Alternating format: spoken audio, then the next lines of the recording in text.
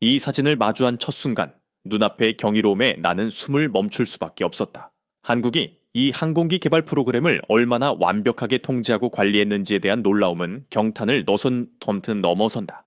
개발 착수부터 대부분의 비행 시험을 완벽하게 마무리하는 이 과정 자체가 압도적인 성공의 서사였으며 단 하나의 오점도 허용하지 않은 치밀함이 돋보였다. 한국의 비약적인 군사적 발전은 이미 주변국, 특히 오랜 라이벌이었던 일본에게 깊은 부끄러움과 실질적인 위기감을 안겨주고 있다. 막대한 예산 지원과 공군의 확고한 수요, 그리고 첨단 미사일 제조 회사의 전폭적인 기술 협력 덕분에 KF-21 보람에는 시간이 갈수록 더욱더 매력적이고 강력한 존재로 거듭나고 있는 중이다. 최근 아덱스 2025에서 펼쳐진 보라매의 시범 비행은 전 세계 전문가들과 네티즌들의 찬사를 한몸에 받았다. 한 해외 네티즌은 그 위용을 묘사하며 마치 하늘을 나는 야수 같다.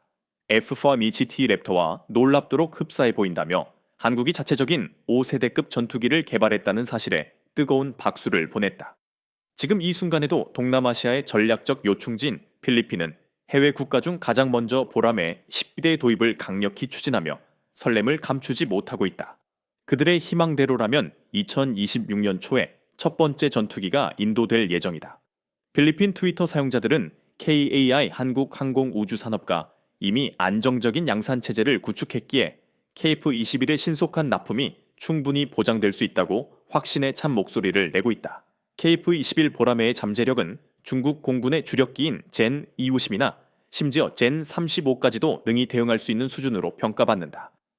KI는 과거 FA-50의 해외 시장 성공 경험을 보라매에서도 반드시 재현하겠다는 굳건한 의지를 내비쳤다. 또 다른 필리핀 매체들은 이미 주문한 FA 허식 24대 외에도 KF-21 도입을 위해 한국항공우주산업과 긴밀하고 활발하게 협상을 진행 중이라고 전하며 기대감을 높였다. 서울 방위산업전에서 공개된 KF-21 보라매는 아시아 지역 시장에서 중국의 제이센시나 FC-31과 경쟁하도록 정교하게 설계된 완벽한 4.5세대 전투기이다.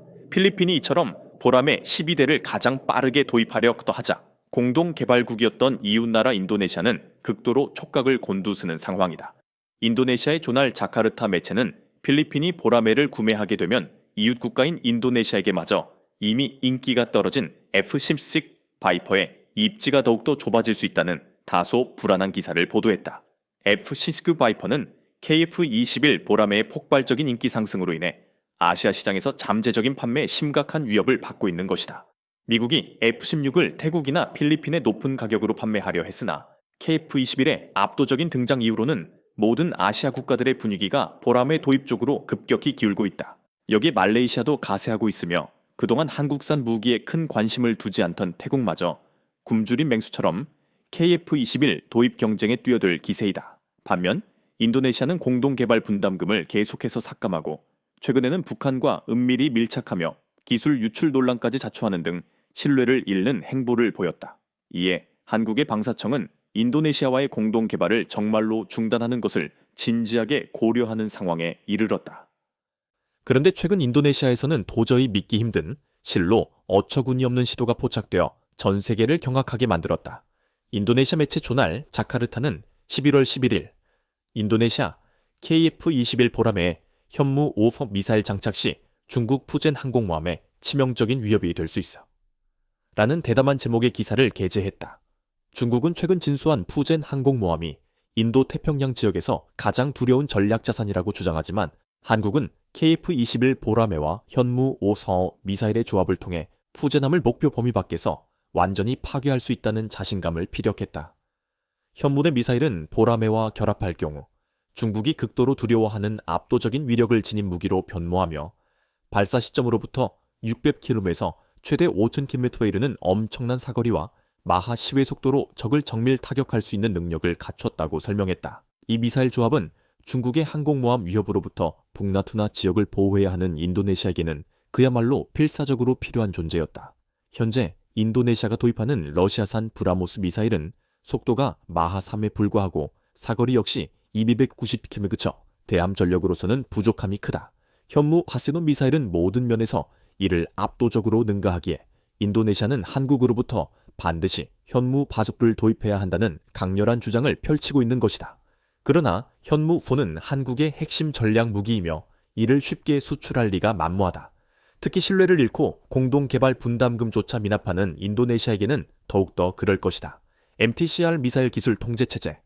규정상 사거리 300km 이상의 미사일 수출은 엄격히 금지되어 있으며 설령 방어적 목적으로 사용한다는 예외 조항을 적용한다 해도 미국 등 주요 국가들의 까다로운 승인을 받아야만 한다. 더욱이 인도네시아는 KF-11 분담금을 제대로 납부하지 않아 결국 한국으로부터 1조 원을 삭감받았다. 그럼에도 불구하고 감히 대한민국의 전략 무기인 현무지 미사일까지 노린다는 보도는 국제사회의 실소를 자내게 했다. 이처럼 황당무계한 기사가 작성된 배경에는 최근 사우디아라비아의 사례를 보았기 때문인 것으로 전문가들은 분석했다. 사우디가 은밀하게 현무 미사일을 한국에서 도입했다는 보도가 나오자 인도네시아 역시 우리가 KF-21을 도입하니 미사일도 당연히 달라는 식의 염치 없는 요구를 하고 있는 셈이다. 사우디가 보라매를 도입하며 현무 미사일 또한 얻어냈으니 자신들도 KF-21B를 구매하면 현무까지 요구하겠다는 후안무치한 태도다. 사우디에 대한 현무 수출이 공식적으로 확인되지는 않았지만 일각에서는 사우디에게는 혹시 줄지 몰라도 신의를 저버린 인도네시아에게는 절대 줄 리가 없다는 냉혹한 평가가 지배적이다. 인도네시아는 자국의 돈이 부족하다는 핑계를 대면서도 프랑스 라팔 전투기를 구입하고 중국산 전투기 도입을 검토하는 등 앞뒤가 맞지 않는 이해할 수 없는 행보를 지속했다. 그러나 최근 이들의 불안정한 항공 전력 도입 계획에 결정적인 제동이 걸렸다. 인도네시아를 초비상 상태로 몰아넣은 것은 튀르키예로부터 48기를 구매하기로 했던 차세대 전투기 칸 KR-안 프로젝트의 좌초였다. 튀르키예 군사산업체는 지난 2년간 막대한 예산을 쏟아부었음에도 불구하고 치명적인 기체 진동, 공력 불안정 문제, 내부 무장창 미완성 등 핵심 기술적 난제를 전혀 해결하지 못했다. 결국 프로젝트 전면 재검토 이후에도 추가 시험 비행이 기약 없이 밀려지는 등 사업이 잠정적으로 중단된 상태에 놓였다. 한국산 KF-21 대신 검증되지 않은 5세대 전투기인 튀르키예 칸을 선택했던 인도네시아는 결국 다시 한국과의 공동 개발에 전념해야 하는 다급한 궁지에 몰리게 된 것이다. 이번 아덱스 행사에서 프라보워 인도네시아 국방장관은 칸과는 달리 성공적으로 개발되고 있으며 심지어 일정이 앞당겨지고 있는 KF-21에 대한 구매 의사를 다시 한번 강력하게 펼쳐야만 했다. 최근 한 군사 전문 채널의 트위터에서는 그동안 칸을 과도하게 홍보하고 자국 기술을 자랑했던 튀르키예에 대한 신랄한 비판이 쏟아졌다. 해당 채널은 그들의 실체를 가감없이 폭로했다. 튀르키예는 알타이 전차 K2 전차 기반과 T-115 피르티나 자주포 K9 자주포 기술 기반 개발에서 볼 수 있듯이 이미 타국의 핵심 기술을 활용해온 역사가 분명히 존재한다고 지적했다. 검증되지 않은 칸을 5세대 전투기라며 끊임없이 낙인 찍고 KF-21과 비교하는 행위는 본질적으로 투자 사기로 간주되어야 한다는 강력한 주장이 제기되었다.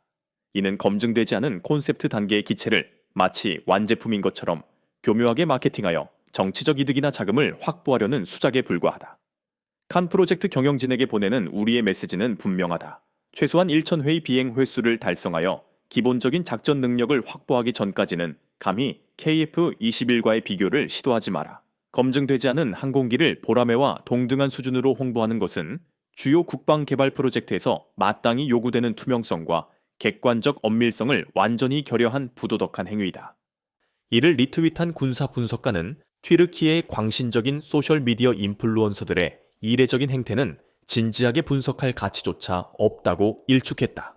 그들은 극동 지역의 수천 가지 한국 무기 중 하나인 KF-21 시제기 플랫폼을 악용하여 순진한 자국 애국자들을 기만하고 있는 것이다. 그들은 KF-21의 IP 지적재산권과 개발 진행 상황조차 제대로 알지 못한다고 비판의 수위를 높였다. 이러한 냉정한 현실 속에서 한 미군 전투기 전문가는 KF-21에 대해 극찬을 쏟아냈다. 미 공군에서 F-16과 슈퍼 호넷 등 다양한 전투기를 조종했던 이 전문가는 이번 아덱스에서 창공을 가른 보라매에 대해 심도 있게 분석하며 찬사를 아끼지 않았다. 그는 나중에는 모든 외부 무장을 내부 무장창으로 전환할 수 있을 것이다. 물론 이것은 아직 시작이다. 2026년에 첫 20대를 인도받은 후 블록 D로 전환할 것이며 최종 EX 버전은 내부 무장창을 갖춘 완전한 스텔스 성능을 갖추게 될 것이다. 이것이 한국의 첫 시도라는 점이 놀랍다. 정말 멋진 항공기이며 성능 면에서 압도적일 것임은 분명하다고 강조했다. 그는 보라매가 마하 1.8 혹은 1.181의 속도를 가지고 있으며 최소 선호의 방향을 고려했을 때 가입지 파이터일 것으로 추정했다. 또한 추력 편향 노즐 Thrust Vectoring이 없고 Leading Edge Extension, Leading Edge Extensions 이 있음에도 불구하고 슈퍼 호넷만큼의 기동성은 아닐지라도 여전히 매우 뛰어난 능력을 갖춘 항공기라고 평가했다. 그는 FCP와 외형이 흡사하지만 FCP의 압도적인 추력 대비 중량비와 추력 편향 노즐이 제공하는 선회 성능 순간 및 지속 선호회는 다를 수 있다며 선회 성능 면에서는 오히려 F-35와 더 유사할 것이라고 신중하게 예측했다. 그는 그러나 현대의 비하행 제어 컴퓨터 기술이 F-35에서 보이듯이 추력 편향 없이도 많은 것을 해낼 수 있음을 지적하며 보라매가 F-35와 매우 흡사한 특성을 가졌다고 분석을 마무리했다. 이처럼 보라매의 위상이 하늘을 찌르는 가운데 한 트위터에서는 APEC 회의에서 비공식적으로 확인되지 않은 흥미로운 사실이 언급되었다. 당시 이재명 대통령이 인도네시아 프라보 대통령에게 K4-21에 대해 직접 언급하자 상황이 바로 비공개 회담으로 전환되었다는 일화였다. 어떤 대화가 오갔는지에 대한 궁금증이 증폭되었는데 이 트위터 사용자는 이재명 대통령이 인도네시아 대통령 면전에서 KF-21 개발 분담금을 먹튀한 것 당장 내놓으라 고 일갈했다고 주장했다. 이는 다소 과장되거나 만들어낸 이야기일 수도 있으나 최근 인도네시아가 북한과 밀착하는 등 한국의 신뢰를 잃는 행보를 고려하면 한국 측에서 이토록 강경한 경고성 메시지를 보냈을 가능성은 상당히 높다고 분석되었다. 한 국내 네티즌은 KF-21의 미래에 대해 이렇게 단호하게 예언했다. 이 전투기는 한국의 독자적인 프로젝트로 완성되어 각국에 수출될 것이다. 곧 인도네시아 국기는 KF-21 전투기 동체에서 영원히 제거될 것이다. 이는 단순한 희망이 아닌 냉정한 현실이 될 것이다. KF-21은 이제 한국 국방 기술력의 자존심이자 세계 시장을 호령할 독자적인 무기 체계로 자리매김하고 있다. 이 모든 격변하는 항공 전력의 흐름과 KF-21 보라매가 국제 시장에서 일으키는 파장에 대해 여러분의 심도 깊은 의견을 댓글로 나눠주십시오. 구독과 좋아요는 다음 심층 분석 영상 제작에 큰 힘이 됩니다.